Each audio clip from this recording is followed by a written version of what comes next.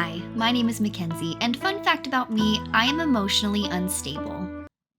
Can you at least pretend to be shocked? You're hurting my feelings. So when I see someone having a public breakdown, I get it. Like, not only did I not see a problem with Britney Spears circa 2006, I still don't see a problem with it now. Sometimes you need to take a bat to someone's car. It's called being a girl. You wouldn't get it. In all seriousness, no one wants their worst moments immortalized on the World Wide Web. If that happened to me, I would simply take the L and choose a different path without Wi-Fi. Pick up a new hobby, perhaps get really into gardening, but some people get all their life force from strangers on the internet and they simply can't resist that sweet, sweet dopamine hit of a viral moment as long as they are getting paid. One of those people is Taylor Frankie Paul. It is not a good time to be a Mormon with the word Frankie in your name.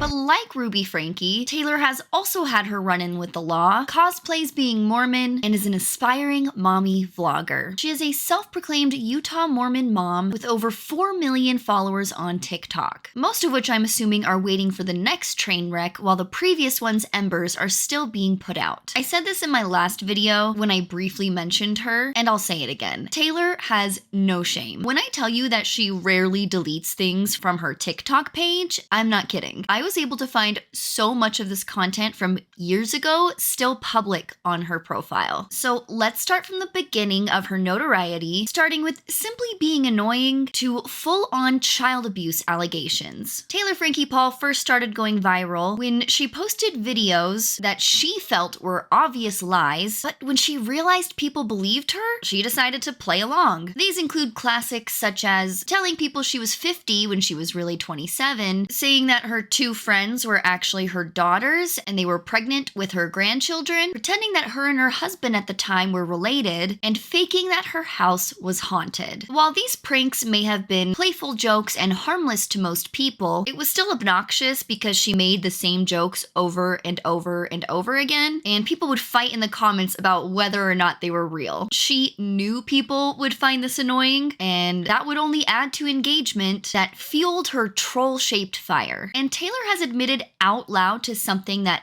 everyone suspected, which is that she rage baits for views. Was bored, got on it. My first video I posted went viral, so then that's kind of like, okay, like that's kind of cool. It's kind of fun, right? You're like, yeah, oh, okay. like you said, your first one, you're like, okay, I want to do this, you know, let's do it. So I continued to do it, and then I made a joke one time about being 50, right? I was like, these are my daughters, I'm 50, and it blew up. And I was like, in my head, that was so far off. Of blowing, I'm like, no one's gonna believe that. It's so dumb. I don't get offended anymore. I'm like, I mostly have gotten hate on my page, and I'm like, nothing new. I've seen it. I don't care. Like, that's fine. I have to keep them because they stir the pot for me. Oh, that is good for you. they go in, and then the nice people go in, and then they all fight. So that's what creates your video to go viral. Yeah, okay.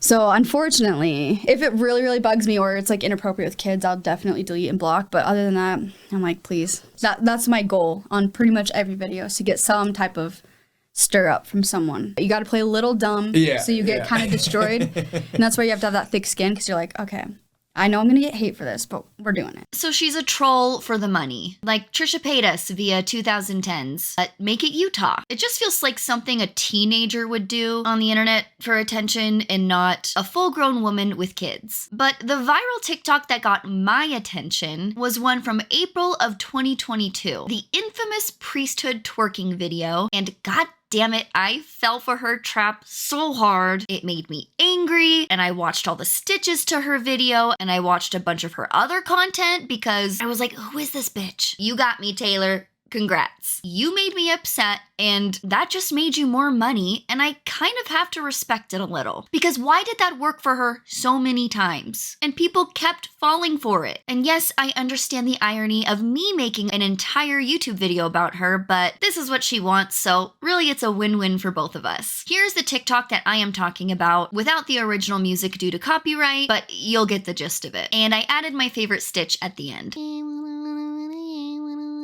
I wanna ride. So to be clear, what these women want from a partner is for them to be Mormon, male, over the age of 12, with a pulse. So she was effectively saying that she gets horny for Mormon priesthood holders. A little problem with that. as this TikToker pointed out, that could be a child, as Mormon boys get the priesthood when they are 12. And she clarifies in an interview that she was simply talking about a man in a suit. There's something attractive about it. And that's true. Like, I think a man in a suit and going to church, there's something hot about it. But I love men in suits as well, but there is no reason to bring Jesus into the bedroom, okay? That makes me so uncomfortable. The irony of her saying that she loves priesthood-holding men is that her and her husband at the time, now ex-husband, were not very Mormon and were huge partiers, which means that he did not, in fact, have the priesthood. Taylor's relationship with the Mormon church may seem complicated, but I think it's a lot more simple than people actually think. She has explained her feelings about her religion multiple times in different interviews. Like, is she even really Mormon?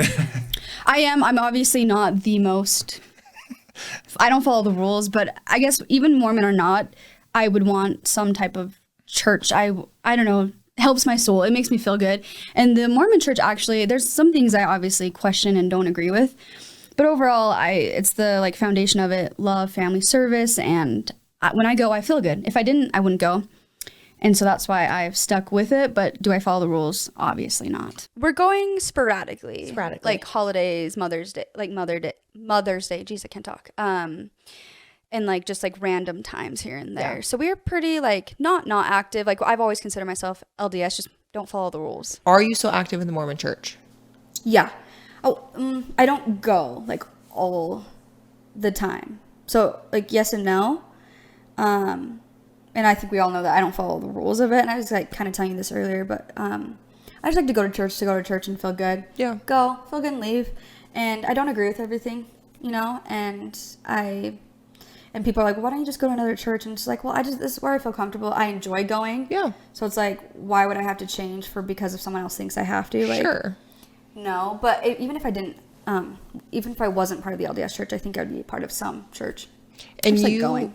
Well, shit. If Taylor's Mormon, then I'm Mormon too, bitch. We both have lived the exact same lifestyle. She just sits in a pew for an hour every 6 months. And since I went to a family baptism recently and listened to some talks, I guess I'm golden. Guys, I'm Mormon again. Thanks, Taylor. Listen, I get that there are people who only go to the Catholic Church on Christmas, or people who consider themselves more spiritual than religious, but the Mormon Church does not claim to be a spiritual practice. It is a high demand religion. And it seems like she does like some things about the church, but doesn't like some other things. So what's the problem? The problem is she doesn't represent Mormonism at all. So when she puts Mormon mom in her bio, she's doing it for attention and clout, like she previously stated she loves doing. She talks about the church because she knows it pisses off members and ex-members alike. And she especially loves it when they comment under videos of her doing something very non-Mormon like. And she admitted that the only reason that she goes to church a few times a year is because she's comfortable and it makes her feel good. Hot take, but I feel like if it really made her feel that good, she would go more. But she doesn't, because the church shames her for the choices that make her happy. So she says, fuck that, I'm gonna do both just because I can. And she can, like, legally, it's not a crime, but there is not a thing about her that is uniquely Mormon other than she was raised Mormon.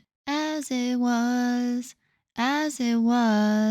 you know it's not the same as it was, as it was.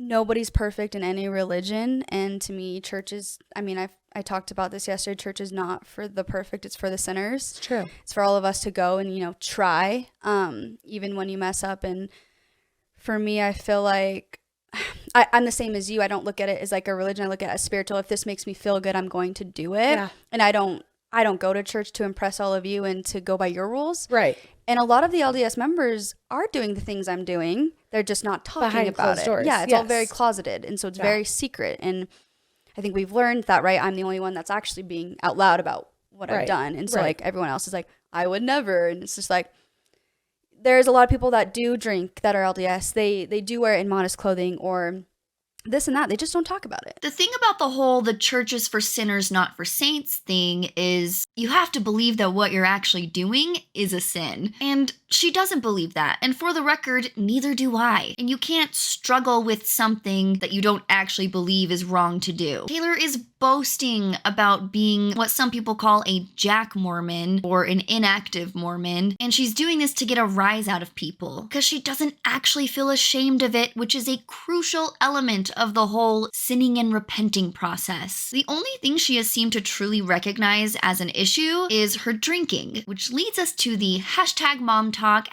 #Mormon swinging scandal that truly broke the internet. So by May of 2022, she had been married to her husband Tate for over 7 years, and they had 2 kids. She had also gained over 3.3 million followers at this time. And the following information that she dropped in a TikTok live made her gain over 200,000 followers in just a few short weeks. She announced that her and her husband Tate were getting a divorce because she had cheated, and more specifically, and even though no one asked, she had stepped outside of their soft swinging arrangement. Soft swinging, again, is when you like just hook up but you don't go all the way. The agreement was just like, as long as we were both there and we saw it and we knew it was okay. And the second it goes behind without each other, then that's, you stepped out of the agreement.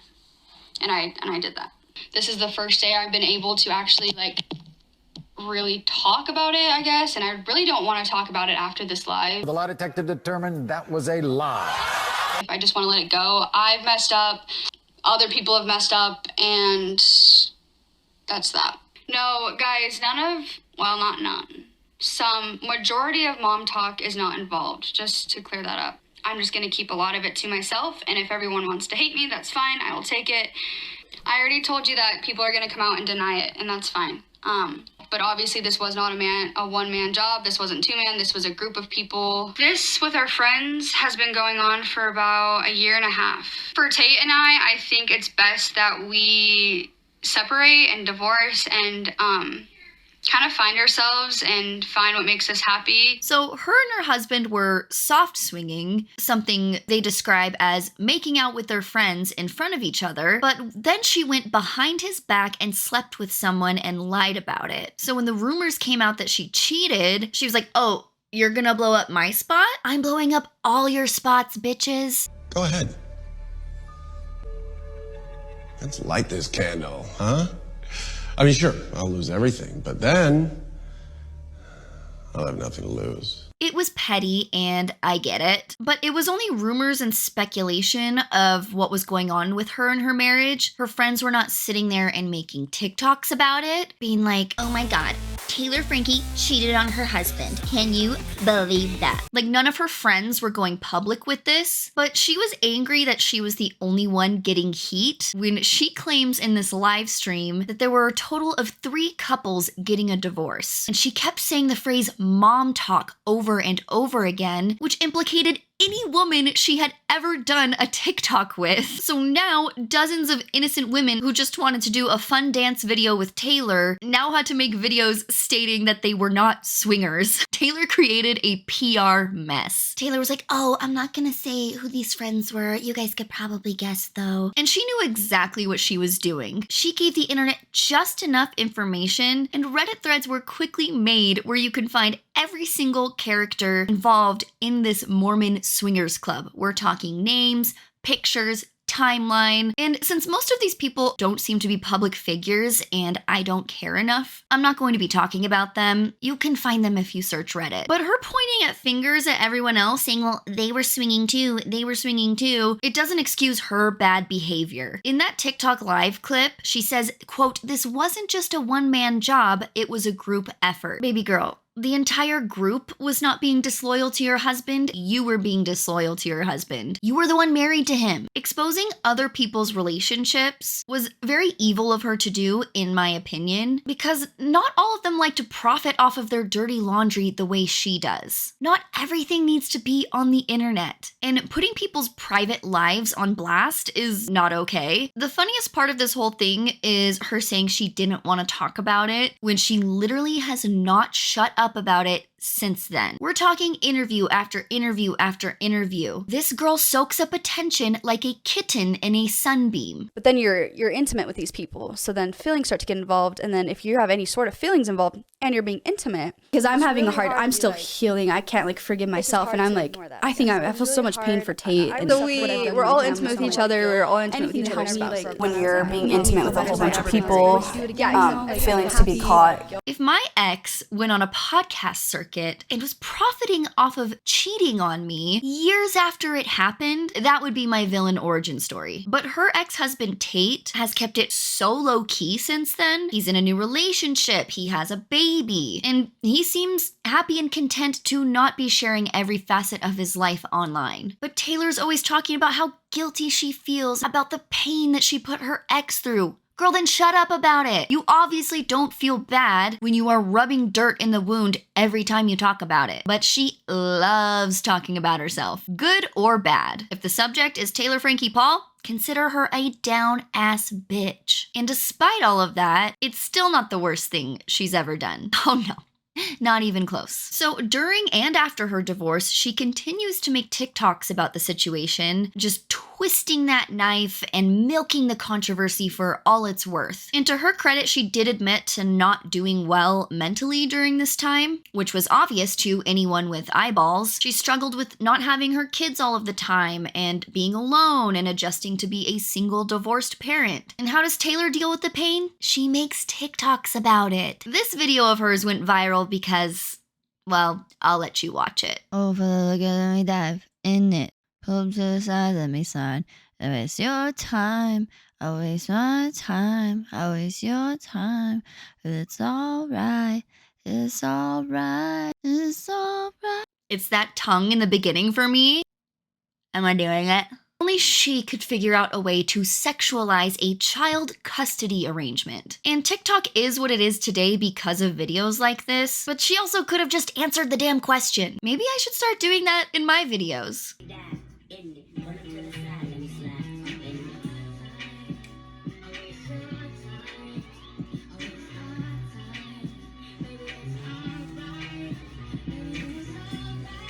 And I don't have time to get into the issue of body checking, but yes, she does it a lot. We get it, you're tiny. Please find something you actually like about yourself, for the love of God. So people continued to make fun of her, and she had the last laugh because she was cashing those TikTok checks. So let's fast forward to February of 2023. She is in a new on and off again relationship with Dakota Mortensen, and he's made several appearances on her TikTok at this point. News breaks that Taylor has been arrested on domestic violence and child abuse charges, and police body cam footage of that night soon follows. Warning, it is a tough watch, and I'm not going to show all of it, but I will link it in my sources below. It's also pretty long, so let's break down the most important parts of this. 911, what is the city and address of your emergency? There's like domestic violence, like somebody is screaming, like, get off me. There is like a woman screaming. There's like the garage door keeps opening and shutting. It sounds like she's trying to get out. Okay. Harriman, Utah police arrive at Paul's home to find her and her boyfriend, 30-year-old Dakota Mortensen, amidst an argument. No, because she is attacking the crap out of me. You threw me in the garage. Stop. After that, police separate the pair and begin to question Paul. What's up? I just want to be able to talk to you without you two bickering at each other. Okay. What's your name? Taylor. Taylor. The neighbors called in saying they heard a bunch of yelling and screaming. I'm sorry. I'm just starting it. Have you had a little bit too much to drink tonight? I can smell the alcohol pretty strong. Sure, but not anything crazy. I went out on a girls' night and I came home. Safe driving. What did I do wrong? So I can help myself. What did I do wrong? Help me to know so I can do better. Well, it's not. Taylor, look at me. It's not that you did anything wrong per se. We are just, the neighbors called in thinking that someone's getting hurt. No one's getting hurt. I'm just emotionally hurt because I'm good divorced and I'm just so hurt. He pushed me in the garage and it's fine. I don't give a fuck. I just want to move on. I don't give a fuck about him. I just want to move on. I don't care. pushed him. I hit him. He pushed me. I don't know what to say about it. And then we were fighting. And we were fighting at each other. And then I was going at him, I guess hitting him. And then he pushed me into the kid stuff. And then I went ballistic because he pushed me so hard. And then I fought back, and then we were just fighting, and I just want him out. My daughter's right there, and then my son's up sleeping because we had my family member that was babysitting. So if you didn't catch all of that, Taylor says that her boyfriend Dakota picked her up from girls' night. They had an argument in the car. That argument continued all the way home where things turned physical. She says she pushed him and hit him, but only because he pushed her first. But that is not his side of the story, and also he comes with receipts. Also, please note that she acknowledges her daughter is awake downstairs and she's peeking through the window watching her talk to the cops, which is why that's censored out in this video. So yes, one of her children was witnessing this entire thing. She also admits that she is hurting emotionally from her recent divorce, and that is something that Dakota echoes as well. Let's watch him talk to the cops. All I've been trying to do for the last hour and a half is to leave. I mean, I'm just being bombarded, stealing my keys. She's jumping on my truck, slamming my doors. Like I think my truck. Is that your white truck? Yeah, I think my truck doors broke. Like, she's on top of my truck jumping. Like, dude, I can't even believe what just happened. Like, so she's going through a lot right now. Yeah, with her divorce and stuff. Like, I think that's just been really hard on her. And she hasn't done any therapy. And that's a different relationship? Yeah. Okay. Yeah, and that wasn't that long ago. So it's very fresh. So we got in a relationship, like, really pretty soon after her divorce. And so that's why it's been hard. It's just been like a lot, I think, for her. Okay. Yeah, well, I was trying to just take her inside. I was trying to help her in. I was like, let's go. Like, you need to go inside. And I think she was saying something that she wanted to go party still. I'm like, no, like, you can't. Yeah, and then I went inside because I was finally just like, she was not coming out. And then she came flying in. And that's when she was like freaking out on me in front of them. And I'm like, whoa, what? What was she saying? Oh, crazy stuff. I don't know. I think she was like, I don't even know what she was saying. He shares that he managed to record some of the alleged violence on his phone. However, that footage has not been made public. She was launching those metal chairs at me. Left and right. I mean, put holes in the wall. I was actually a little bit scared for my life there because they're heavy. And her daughter's right there on the couch. So I'm freaking out about that. One of the chairs did hit her a little bit. And then I was trying to help her, and she was still going after me. So according to Dakota, she was refusing to get out of his truck when he was trying to drop her off at her house because she wanted to keep partying, and he's like, no, go to bed. Like a toddler who is obviously so tired but is screaming at you that they're not. So he goes inside to talk to whoever is babysitting the kids. She comes in after him, starts assaulting him, throwing metal chairs at him, and this is important. One of those chairs hits her daughter in the head, according to a video that he took on his phone. This is muy importante. Yeah, I was reviewing some cell phone footage and then found out after that got hit in the head with a metal chair. Yeah, she looks fine. So, okay. According to the officer's official report, the cell phone footage he just referenced convinced him that the assault charge against Taylor called for an enhancement to aggravated assault. Apparently, Taylor proceeded to throw 2 metal chairs at Dakota, causing injury to his arm and hand. She then swung a 3rd chair at Dakota in a baseball-style motion that ricocheted off of him and seems to have also hit Taylor's child, who could be heard crying as a result. Thankfully, disaster was averted and the child exhibited no signs of injury. So Taylor is leaving out a lot in her version of events. She's also blackout drunk and is extremely difficult to reason with while she's talking to the cops. Here's some more audio taken while they were inside of the house, and she calls for her dad to come and save her. Dad? Being problematic. Please come to my house. They go to push me in my garage, and the police are saying that I can't talk about it. No, that's not what we're saying at all. Oh, what are you saying? What are you saying? Just curious. I'm saying for you to take deep breaths because you're very intoxicated and you're screaming Sure, in the street. but he was And you're pushing me. refusing to calm down and you're being very loud while your children are trying to Sleep? Relax. Upstairs with the white noise? What about that one right there, sitting on the couch? What's up? Extremely intoxicated. I'm like a 2 out of 10. Please, enlighten me on that, by the way.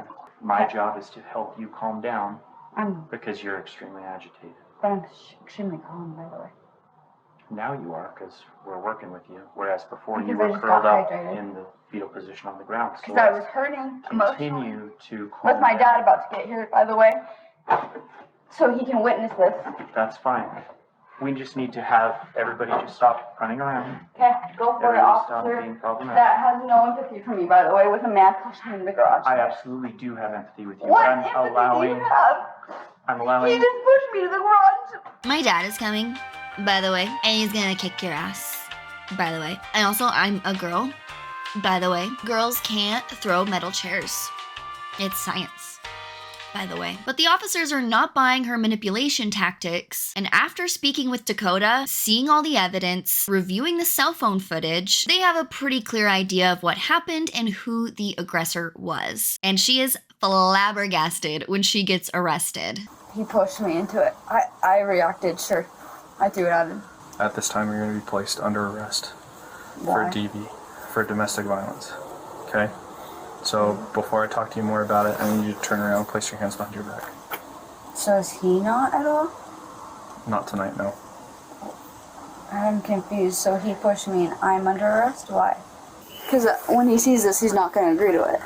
That's the reality of this, is that you were victimized tonight. And that's why we're here, is we don't want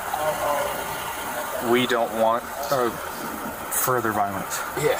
While walking to the police car, Taylor offers another interesting defense. Because objectively speaking, he's a victim. Sure, but he pushed me too when I'm a girl. Right, and then you'll have your time in court to talk about those things. Okay. Taylor pleaded not guilty to charges of domestic violence in the presence of a child, aggravated assault, child abuse, and criminal mischief. The most telling part of this footage for me is when she looks in the officer dead in the eyes and she goes, he's not gonna agree to it. And she's right. Dakota never pressed charges. And if the neighbor had not called the police, we would be none the wiser. The cops had to press charges because her boyfriend had evidence of what had happened and it was out of Dakota's hands at this point. She knew she would have gotten away with it if it weren't for her darned screaming that could be heard from space. My opinion is that Dakota was the victim in all of this, and the judge agreed. Taylor originally pleaded not guilty to all charges, but 6 months later, in August of 2023, she ended up taking a plea deal for aggravated assault, and in exchange,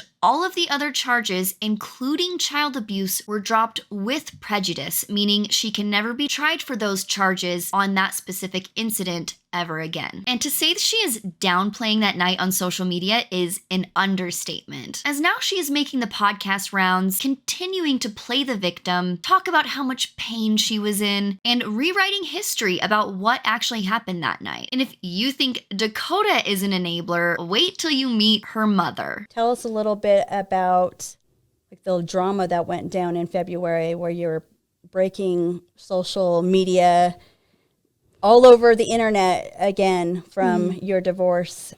Tell us a little bit about what went on that night. Drama? I'm sorry, do you mean crime? You mean the crime that happened, right? Drama is the most inappropriate word I can think of to describe abusing your boyfriend and hitting your child with a chair, which now she is denying ever happened. I didn't know my daughter was downstairs on the couch. They're usually in their beds when I'm home. We had a babysitter. I came home and she was on the couch and I was throwing stuff. And so I threw a chair towards him and...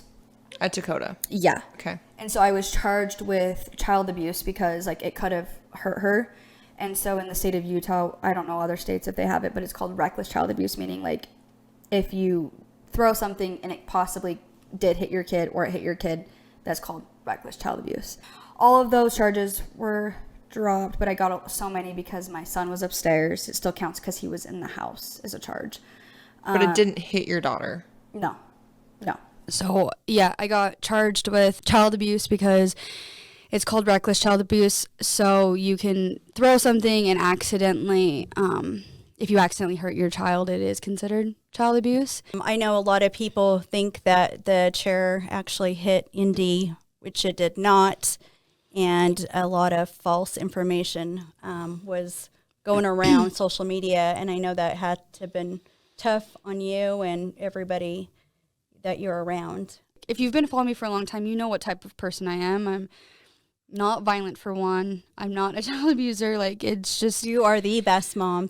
I think that is your best character trait. Like, you are just the best mom. You should be an inspirational speaker and go travel and talk about your story, because it can and it does change people. An inspirational speaker? Talking about what? One night when I went apeshit and injured my boyfriend and my child, it was the best thing that ever happened to me. I'm so proud that I no longer do that. I feel like I should get an award for not doing that, because I could freak out at any moment in time, and I choose not to. Thank you. In the description of her mom's podcast, it says, how to overcome trials in life. 1, never give up. 2, move forward. 3, one step at a time. Isn't that just number 2? 4, be present. 5, give yourself permission to have hard days. 6, don't ride the roller coaster. 7, never lose hope, which is literally what you said in number 1. Where's playing the victim in there? Where's lying in 4K in there? Where's still not taking accountability for your actions? Seems like you forgot those ones. It's giving doTERRA mom. It's giving when Taylor talked to her mom about her problems in the past, she told her to go pray about it and rub lavender oil on her feet, and that Satan had a hold on her. And given how not super religious Taylor is, she still fully believes that the devil is responsible for her moods. The Sundays that I did go to church were the hardest evenings I ever had. And I believe that because I was trying to be better and be good, that the devil was like, nah, I think I'm going to make this. It was the hardest days I ever had. I remember I went not too long ago, I went to church and I felt really good. I was trying to be good, do everything I could. And that night I had so much rage and anger in me. Me and Dakota got in this like big fight, and it was me. It was like something that came over me, and I was crazy. I like squished an energy drink so hard that I cut my hand open. And so I was like, and it was like one of the worst anger days I had. And so I firmly believe, because I was trying to be good, that the devil was like, it was more like I was like tempted to be bad more. Like it was like he knew that I was trying to be good. He wanted to tempt me more. I'm already doing the devil's work normally, right? Like I'm crazy. And so he's like, he doesn't really try on me. But the day I tried to be good, I think he was like, oh, I think we're going to give Taylor a hard time. And so then in my head, it was like, I just went to church and this is how I'm like feeling. I feel like shit. And that's what I think he wanted me, is to like think, because I tried. Have we learned nothing from Ruby Frankie? Blaming Satan for your bad behavior is how that all starts. Oh, but that was before the arrest. She's changed now. Her and Dakota stopped fighting and they have a baby now. She's totally different. Is she? According to her, words from her own mouth, they have a very toxic relationship and they fight all of the time. This interview is from 4 months ago. And I think that's why everyone has seen us like, oh, you guys are awful together. You're like fighting and you guys aren't a good match. And it's really our own selves that we're not happy with that's making the relationship hard. But it sucks because I love him a lot and we're so good together when we're good. But, he has a past and his issues and his insecurities, and I had the same. So it's been really hard to mix the two. It's been a rocky relationship given the situation, I think. It was probably the timing was off and too soon. But I also don't want to let him go. So it's like, what do you do? Yeah. I am not rooting against them or hoping that they fail, especially now that they have a child, but they have not proven to be good together. And her mindset about this relationship is very childlike and giving, but daddy, I love him. Shout out Little Mermaid and Taylor Swift. Their relationship started 2 months after her divorce and the social media scandal that she created. It seems to me, in my opinion, that she has not spent a lot of time on her own, nor does she do well if she's not in a relationship. And this is something she has kind of admitted before. My mom and dad used to tease me like, oh, you were adopted, blah, blah, blah. You know how parents could be like that. And so I was like, ah. And then my mom was like, no, you really were. And she's like, your dad adopted you. And so then I think I was a little older, but there is that part, I think, to me that like my dad never wanted me, right? Like I never cared enough. So I think I had that abandonment feeling. Yeah. So I think I have a lot of daddy issues, and that's where a lot of my I think my wildness, craziness comes from, unfortunately, and that it goes all the way back to childhood. But I need to get in therapy and kind of dig really what it is that makes me feel, because I get validation from men, and I think that's kind of goes without saying, looking at all my stuff is like, I need that validation. Yeah. And I think I just seek that because I never really felt that growing up. That might be one of the most honest things I have ever heard her say. But considering she is still on TikTok and she's still in a not very healthy relationship, I'd say that continuing on that path of social media fame is not the best way to go about it. Not only that, but she aspires to be a YouTube family vlog channel and maybe filming a new reality show. And I've never heard worse ideas for a person that needs to heal in my life. Yes, you heard me right. A reality show is in the works about her and her friends doing... I'm not quite sure, but I'm guessing it will be more of what's currently posted to Taylor and Dakota's YouTube channel. What jerky should we get? The old Trapper. Oh yeah, that one's good. Yeah, teriyaki or the peppered one's really good too. You like peppered, huh? Well, I like teriyaki too, but so it doesn't matter. We'll get both. Alright, I'm getting an energy drink. Taylor's just sticking with water today. We did already have a coffee, I just remembered. I think there's like not even a snack. Sorry, I just got to adjust my hat. Subscribe! Subscribe!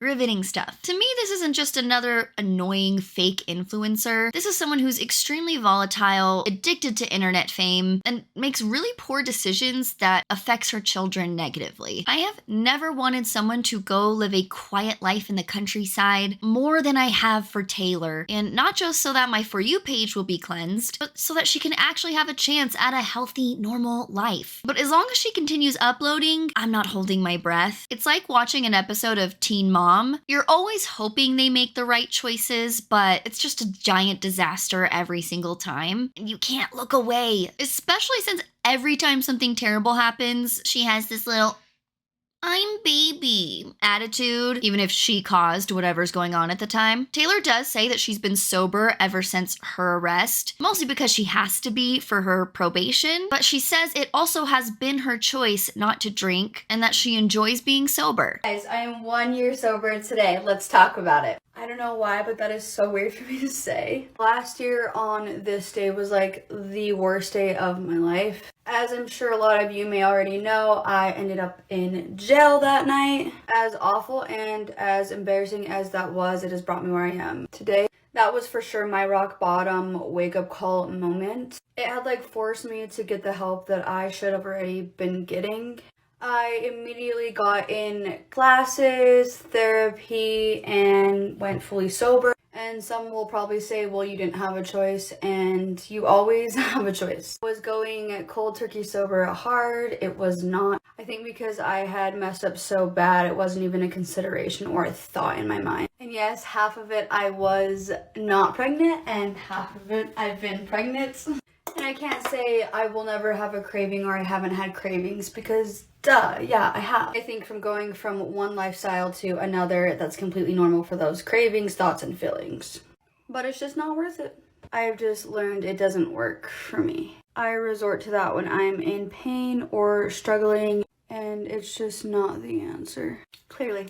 I almost forgot to mention you feel so clear-headed, healthier, and overall so much better. And she did just have her baby, so of course I do hope that that has changed for her, as alcohol seems to be the root of a lot of her demons coming out. But how different would this be if this were a man who had assaulted his girlfriend and they got back together? Like, people would be telling her to run for the hills. But instead, her audience tends to think that they're this aspirational, cute, wholesome couple instead of being absolutely horrified, like I am. Taylor Frankie Paul seems to have a public breakdown at least once a year. First it was May of 2022, then it was February of 2023, so she is due for another one. I hope she breaks the cycle and can resist the urge to create another PR crisis, which she will still somehow profit from. But until then, I think we can expect to continue to see much more of her in the future. And remember, kids, lying on the internet is forever. Thanks for watching. I feel like after being negative, I should say some nice things about her. She's really pretty. Her kids are cute as crap.